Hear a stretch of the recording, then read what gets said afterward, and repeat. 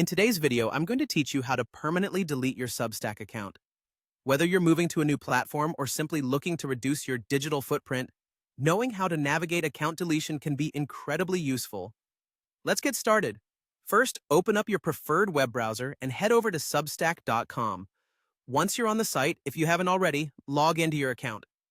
You'll need your email address and password handy. It's important to note that if you're using a shared or public computer, checking the Remember Me box is not recommended, as it may keep you logged in and potentially compromise your account security. Once you're logged in, direct your attention to the top right corner of the page. Here, you will see your profile icon. It might look like a small circle, possibly with your profile picture, or it might just be a generic icon symbol. Go ahead and click on this icon. A drop-down menu will appear, providing you with a range of options. What we're focusing on today is the settings, so please click on Settings from the list. Navigating through the Settings menu can often be a treasure hunt of sorts, but don't worry, we'll get through this together. As you scroll down the Settings page, look carefully for the section that deals with account management. It's crucial to take your time here so you don't accidentally change any settings you want to keep.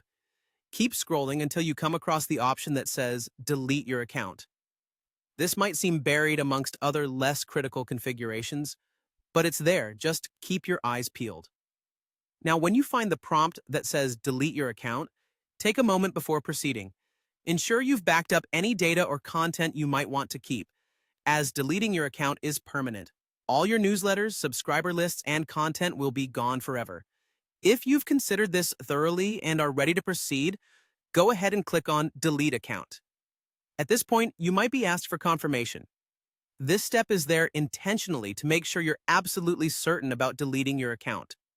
Sometimes they'll require you to enter your password again, just to verify that it's really you who wants to take this action. This is a good security measure, preventing any accidental deletions that might happen if someone else gains access to your account. And that's it. You've successfully navigated the process of deleting your Substack account. Remember, it's always good practice to review your subscriptions and data on various platforms every so often, ensuring your digital presence is exactly what you want it to be. I hope you found this guide helpful. If you did, consider subscribing or sharing with friends who might also benefit from some digital housekeeping advice.